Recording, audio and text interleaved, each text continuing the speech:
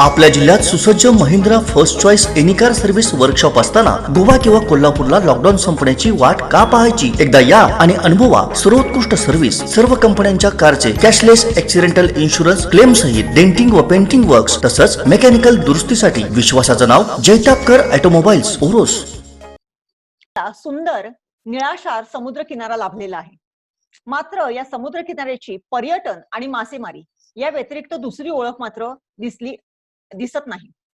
सिंधुदुर्गची या दिनाच्या औचित्य साधून आपण एका अत्यंत तज्ञ अशा व्यक्तीशी आज आपण बातचीत करणार आहोत आणि ते आहेत डॉक्टर विनायक दळवी.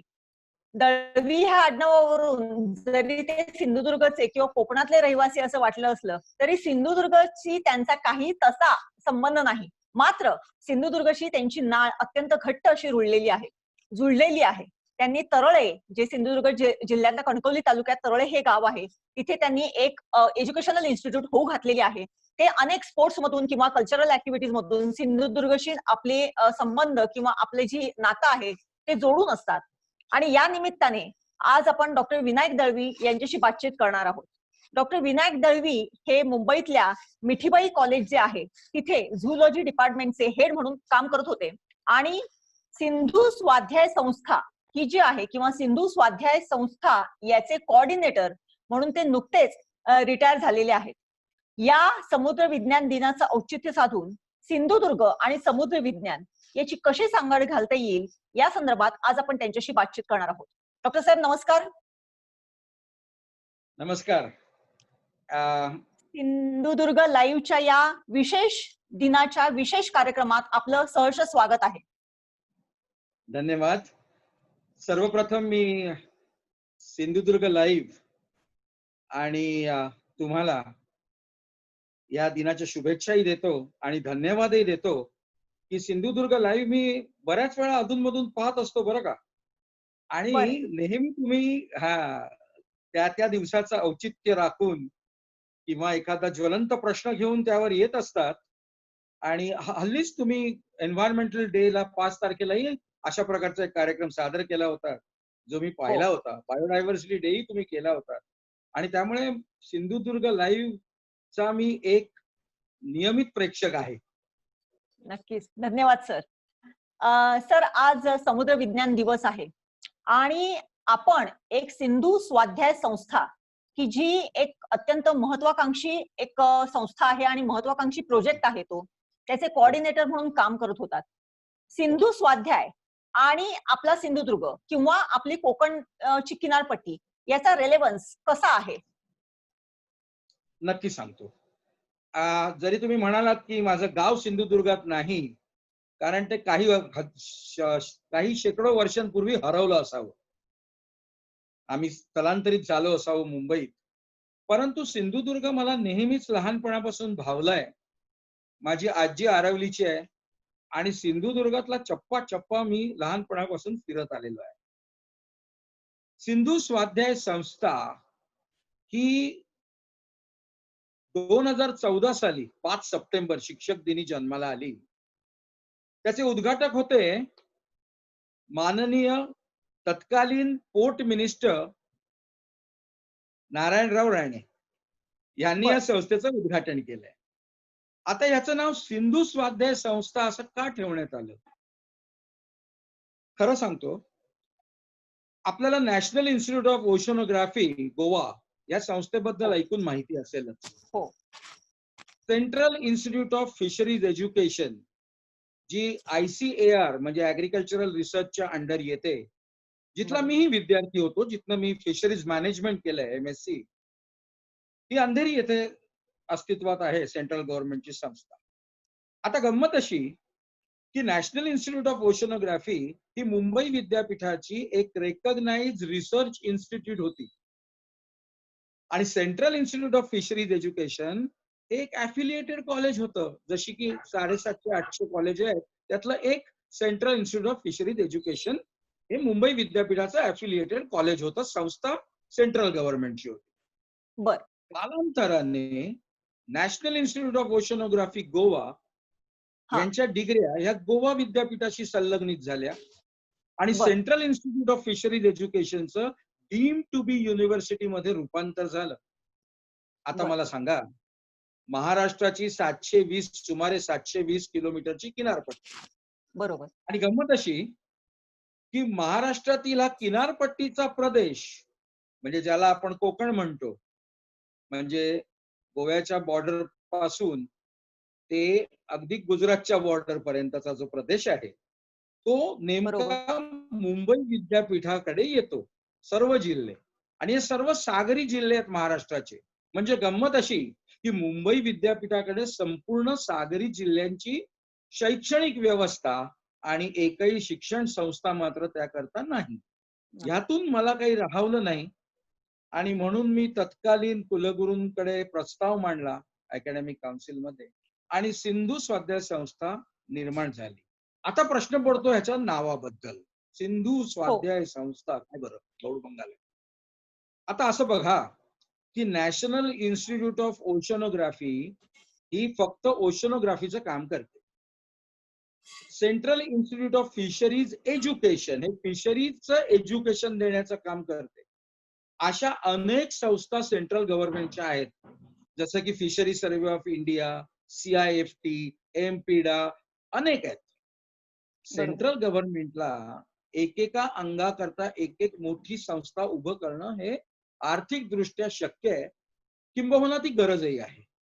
बरोबर. परंतु कुठल्याही विद्यापीठाला वेगळ्या वेगळ्या संस्था निर्माण करणं एकतर आर्थिक दृष्ट्या शक्य नाही, आणि दुसरं विद्यापीठाचं काम काय, त्यांचं मॅन्डेट काय, तर विविध अंगांनी शिक्षण देणं हे त्याचं कर्तव्य आहे.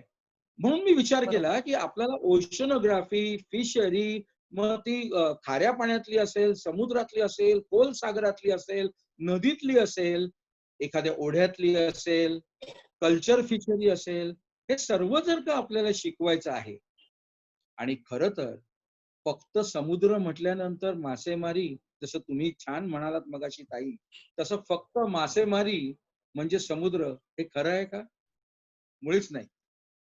आजचे जे आपले तंटे आहेत, पाकिस्तान बरोबर असेल, श्रीलंके बरोबर असतील, ज्याला एक्सक्लुझिव्ह इकॉनॉमिक झोन म्हणतात, एक्झॅक्टली. म्हणजे आपल्या राष्ट्रीय हद्दीच्या पलीकडे जाऊन 200 नॉटिकल माइल्स पर्यंतचं जे सागरी वैभव आहे किनारपट्टीच्या, 200 नॉटिकल माइल्स, तर तिथल्या माशांवर, तिथल्या खनिजांवर हे आपलं सत्ता असते. बरोबर. ती नॅशनल बॉर्डर नाही, परंतु त्याच्यामध्ये येऊन दुसरा देश मासेमारी करू शकत नाही. तेव्हा आता या करता अनेक जे कॉन्फ्लिक्ट निर्माण होतात ते लॉ ऑफ द सीजच्या अंडर गणले जातात. म्हणजे लॉ बरोबर. ऑफ द सीज हाही एक भाग आहे. आपल्या कोकणाचं वैविध्य जेव्हा आपण म्हणतो, तेव्हा अहो तुम्ही संपूर्ण जर किनारपट्टी पाहिली तर त्याला एक कल्चरल झालर नाहीये का?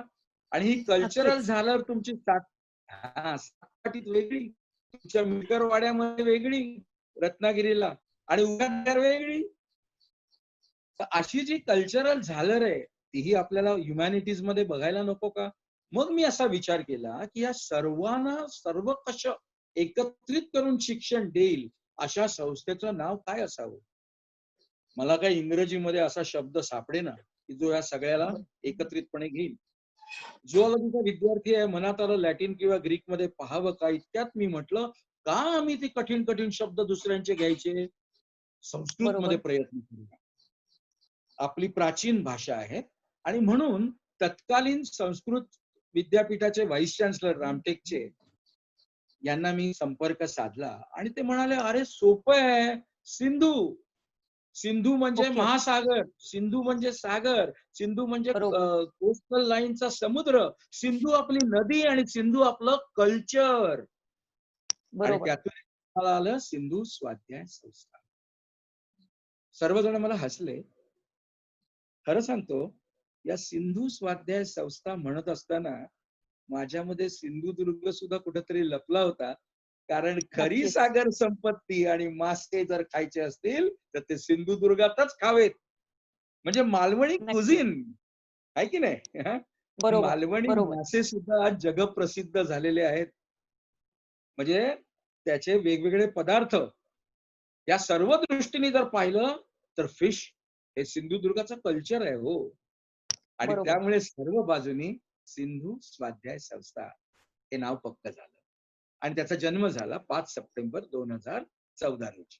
14 मध्ये. जी. नक्कीच सर, सिंधू या शब्दाचं तुम्ही एवढं सुंदर असं विवरण किंवा विवेचन असं केलेलं आहे आणि तुम्हाला जे सिंधू हे नाव सुचवण्यात आलं त्याची व्याप्ती ही इतकी सर्वदूर आहे आणि त्याचं एवढा सुंदर त्याचा संदर्भ आपल्या सिंधुदुर्ग जिल्ह्याशी, पर्यायाने समुद्राशी आणि पर्यायाने एकूणच या सगळ्या कल्चरशी आहे, हे फार सुंदर आपण विवेचन केलेलं आहे. आपण आता जसं म्हणालात की सिंधू सिंधू म्हणजे समुद्राचं स्वतःचं कल्चर आहे, स्वतःचे लॉज आहेत, त्याचं स्वतःच असं जगणं आहे, त्याचं स्वतःची अशी मनमानी आहे किंवा त्याचा स्वतःचा असा मूड आहे. या एकूण सगळ्या ह्याचा विचार करता ही सिंधू स्वाध्याय संस्था ही जी आहे ही या विषयांवरती काम करते. आता आपण सिंधुदुर्ग जिल्ह्याच्या दृष्टीने जर विचार केला तर याचं कामकाज कशा पद्धतीने सुरू आहे आता सध्या? बर.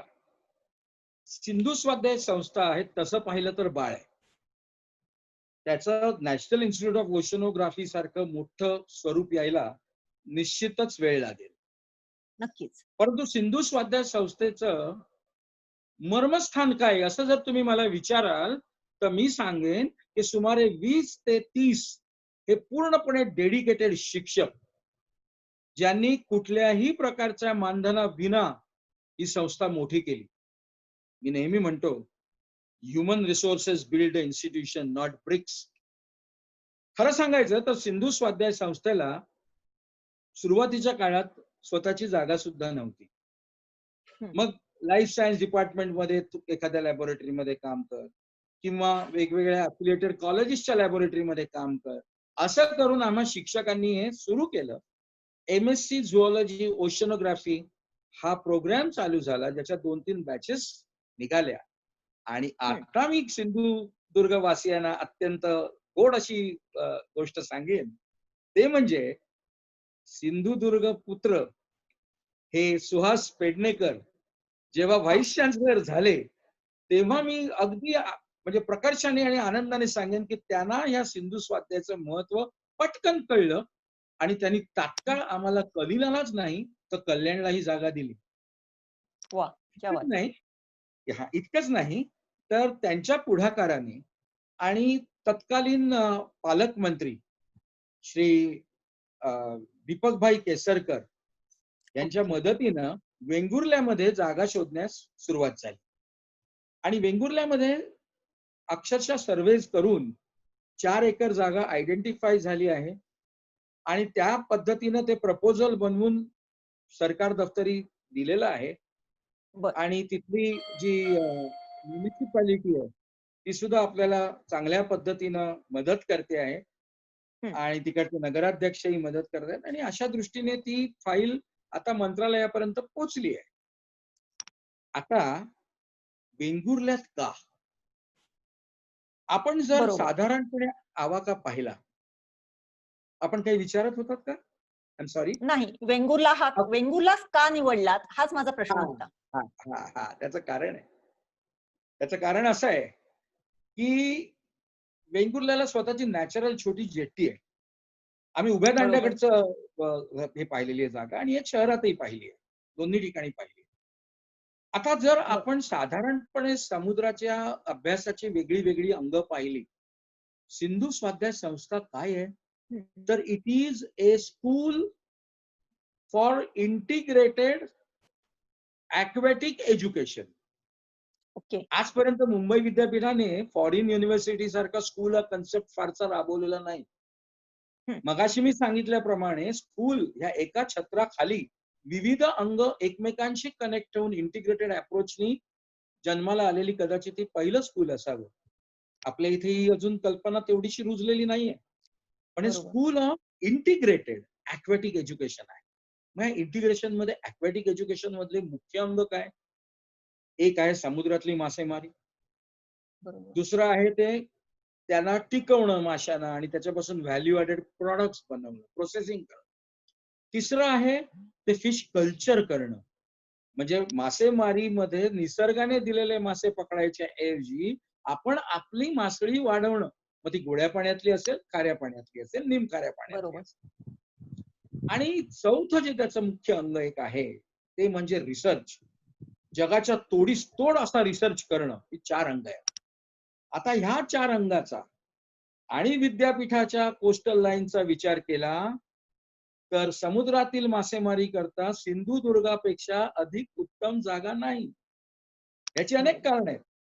आजही आता मुंबईवरनं जे मासेमारी ट्रॉलर्स निघतात ते 8 दिवसांनी 10 दिवसांनी परत येतात.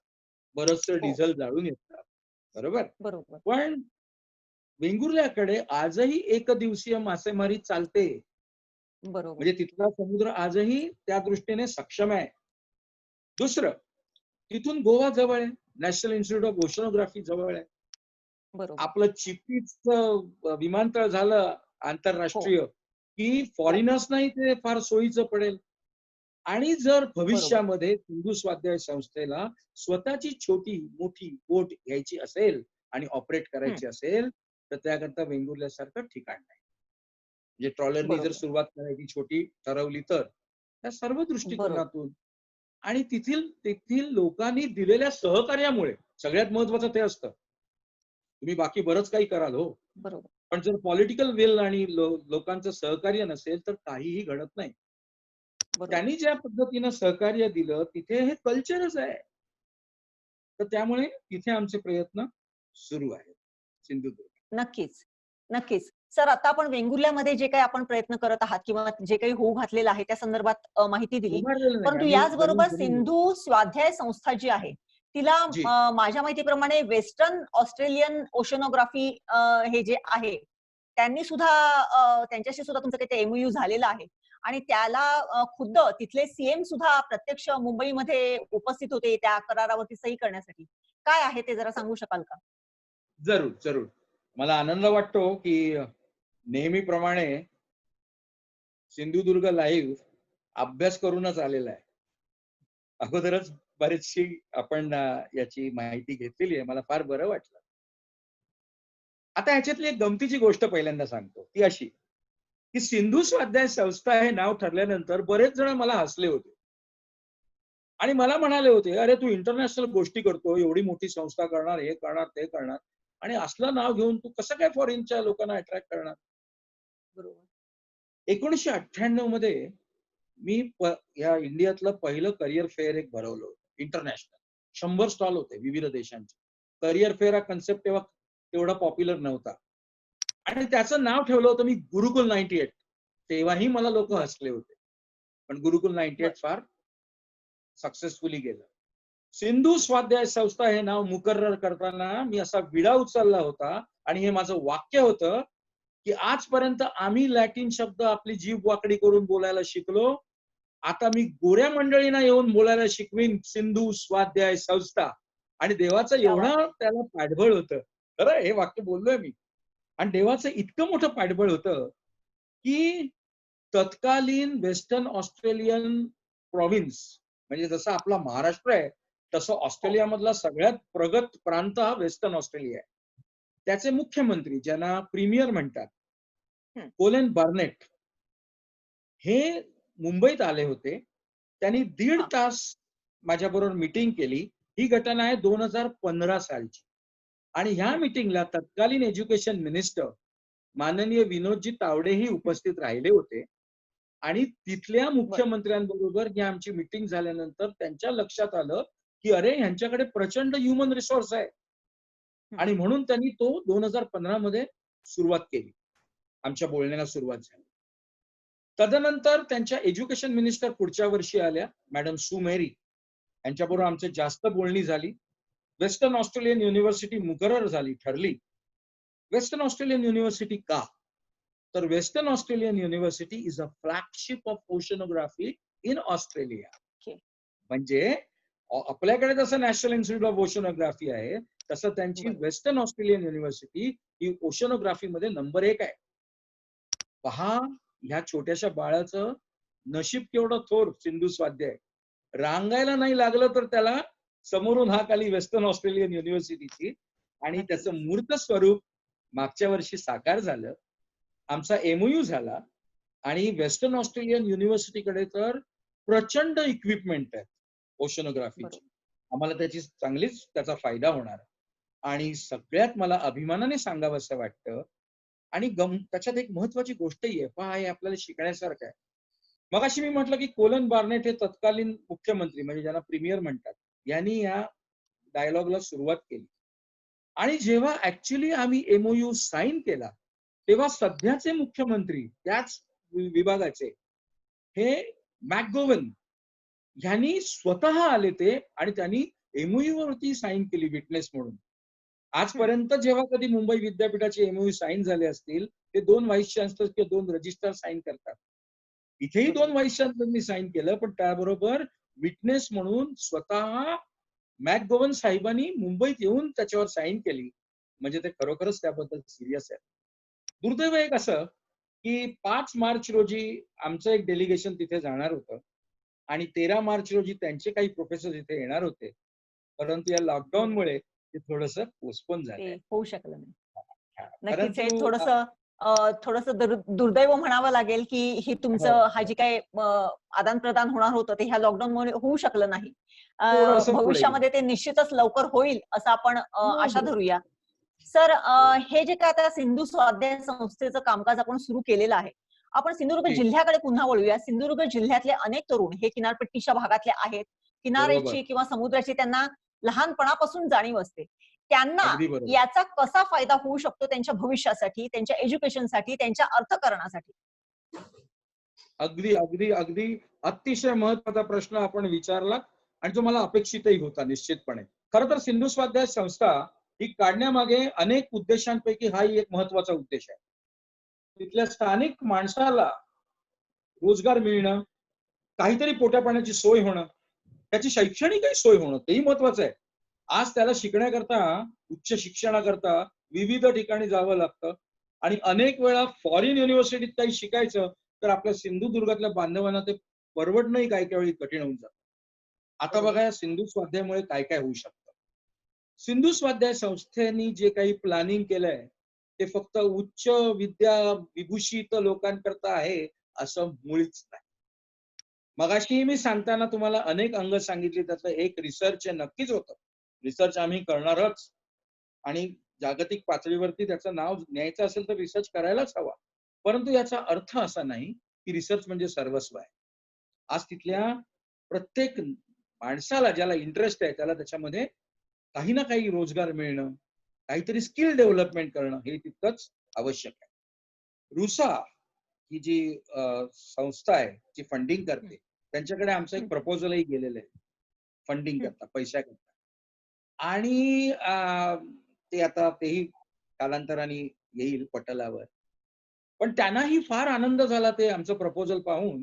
कारण ते म्हणाले असं एकमेव प्रपोजल आम्ही पाहतोय की जिकडे रुसांनी फंडिंग केल्यानंतर 5 वर्षात तुम्ही स्वयंपूर्ण होणार आणि नुसते होणार नाही, तर ते लोकांना फार मोठी फी लावून होणार नाही. म्हणजे बऱ्याच वेळा शैक्षणिक संस्था काय करतात, 5 कोटी 10 कोटी घेतात आणि त्यानंतर जर त्यांना स्वतःला सस्टेन करायचं असेल तर वारेमाप फी लावतात. आजकाल हे एवढं कठीण झालंय हो, गरीबाला शिकणं कठीण झालंय खरं सांगतो. आणि ते काही मला म्हणजे पटण्यासारखी गोष्ट नाही.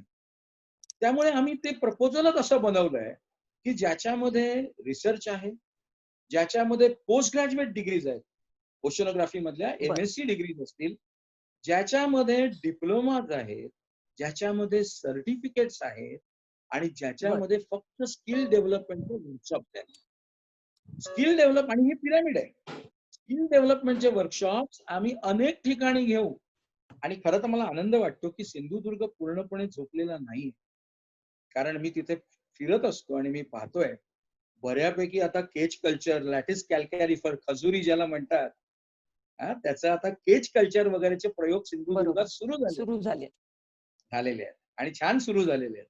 त्याला जर याची जोड मिळाली आणि अधिकाधिक लोकांना, आमचं कर्तव्य शिक्षण देणं, अधिकाधिक लोकांना ते स्किल शिकवलं आम्ही, तर मला वाटतं सिंधुदुर्गाकडे अमाप नैसर्गिक सागर संपदा आणि खाड्या आहेत की ज्याच्यामध्ये बरोबर. प्रचंड प्रमाणामध्ये हे व्यवसाय फुलू शकतील.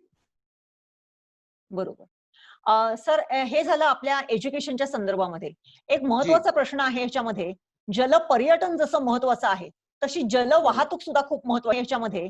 जलपर्यटन जसं महत्त्वाचं आहे, तशी बरोबर. जलवाहतूक सुद्धा खूप महत्त्वाची आहे. तर त्याचा उहापोह सुद्धा मोठा झालेला होता जलपर्यटनाबरोबर जलवाहतुकीचा. सुरेश प्रभू जेव्हा मंत्री होते त्यावेळेस त्यांनी नद्या जोड प्रकल्प हा सुद्धा एक त्यांचा फार मोठा महत्वाकांक्षाचा प्रोजेक्ट होता. तर बरोबर. त्याचा या आपल्या याच्यातून कितपत फायदा किंवा कसं ते फायदेशीर होऊ शकेल का? बरोबर. तुमचा प्रश्न अतिशय योग्य आहे आणि सिंधुदुर्गासाठी तो एक फारच महत्वाचा विषय आहे. परंतु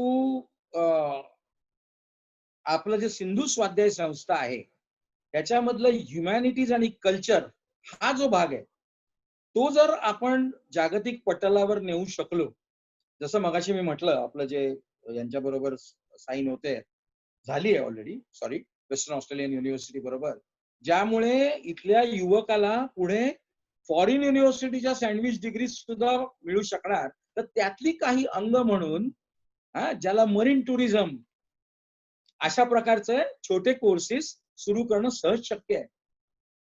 इतकंच कशाला, आज क्रूज लाइनर्स आणि हॉस्पिटॅलिटी इंडस्ट्री पण त्याच्याशी जोडली जाते.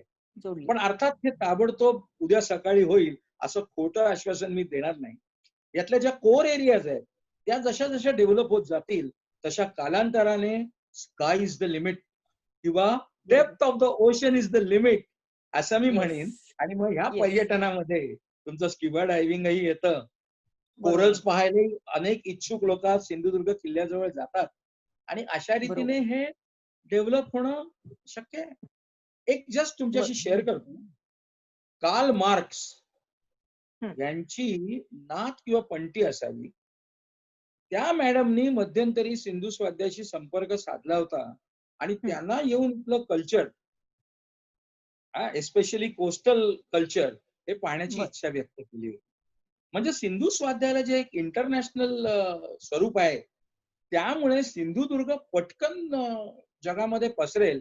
आता तो कसा पसरवायचा हे तिथल्या लोकांनी सामील होऊन त्याच्यामध्ये सहभागी होऊन नवीन कल्पना घेऊन न्यावा.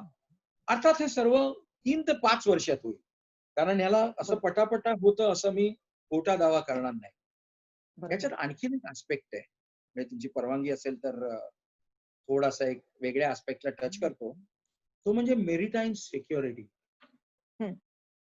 आज छत्रपती शिवाजी महाराजांचा सिंधुदुर्ग जिथं उभा आहे, ज्याच्यामुळे आपल्या जिल्ह्याला सिंधुदुर्ग जिल्हा हे नाव मिळालं, तरी मेरीटाईम सिक्युरिटी हा जो एक विषय आहे तोही अत्यंत महत्वाचा आहे आणि त्याचा इतिहास हा सिंधुदुर्गाला साक्ष आहे.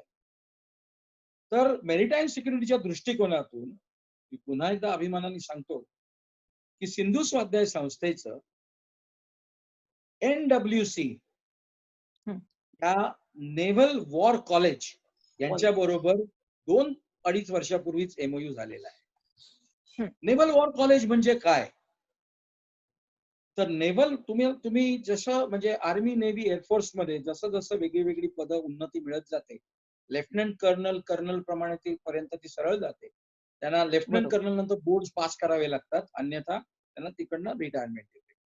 बरोबर. त्याचबरोबरीनं त्यांना काही ट्रेनिंग आवश्यक असतात वरची पदं मिळण्याकरता. अशा ज्या ट्रेनिंग इन्स्टिट्यूट्स आपल्या हिंदुस्थानात आहेत त्यातली एक अत्युच्च ट्रेनिंग इन्स्टिट्यूट म्हणजे नेव्हल वॉर कॉलेज. इथे येणारा विद्यार्थी, थोडस म्हणजे लाइटर वेन मध्ये सांगतो, हा मेजर जनरल किंवा लेफ्टनंट जनरल इक्विव्हॅलंट रँकचा आर्मी, नेव्ही किंवा एअरफोर्सचा ऑफिसर असतो. 40 जणांची बॅच असते आणि याला हाय कमांड ट्रेनिंग असं म्हणतात. म्हणजे फ्युचर जनरल, ऍडमिरल किंवा एअर चीफ मार्शल हा ह्या संस्थेतनं गेलेला असतो आणि त्या संस्थेबरोबर सुद्धा आपला टायअप आहे. ह्या संस्थेमुळे आपले विद्यार्थी तिथे शिकायला राहिलेत.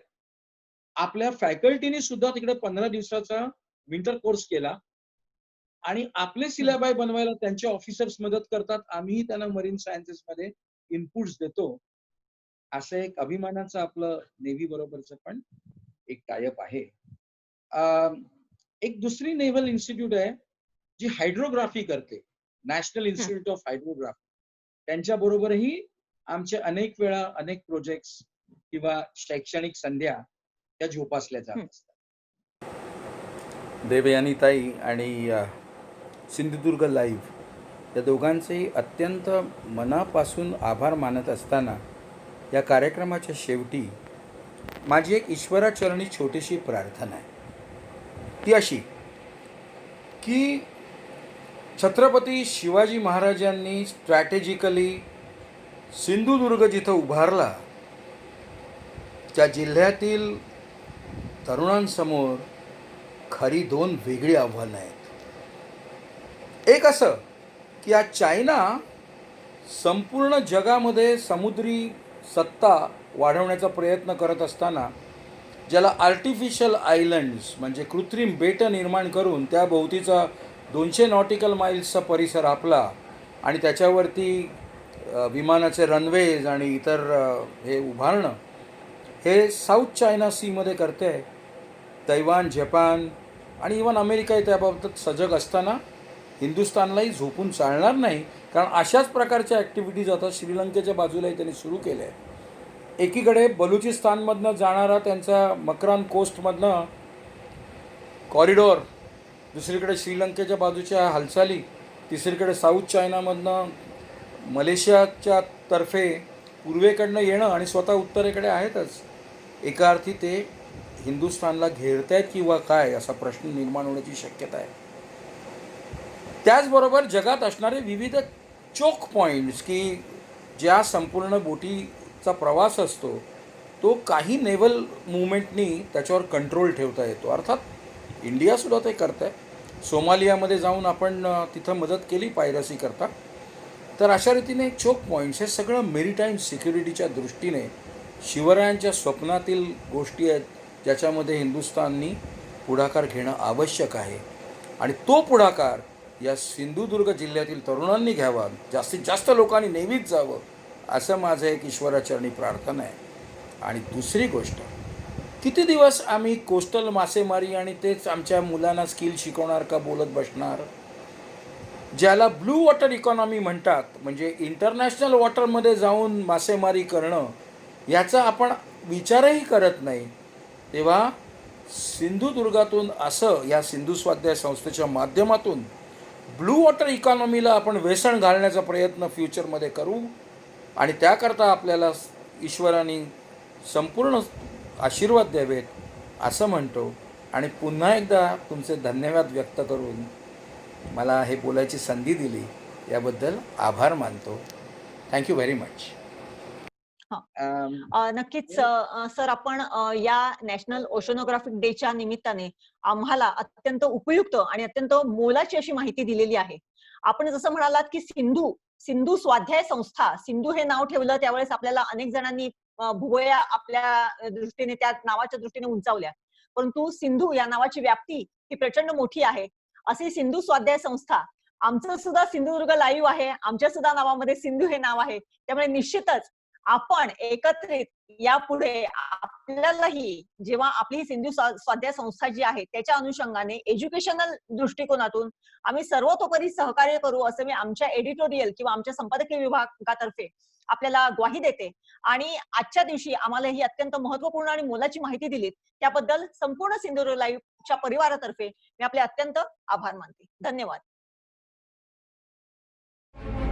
कोकणातल्या ताज्या घडामोडी सर्वप्रथम पाहण्यासाठी सबस्क्राईब करा कोकणचं महाचॅनल सिंधुदुर्ग लाईव्ह यूट्यूब चॅनल आणि ताज्या घडामोडी पाहण्यासाठी बेल आयकॉनवर क्लिक करा.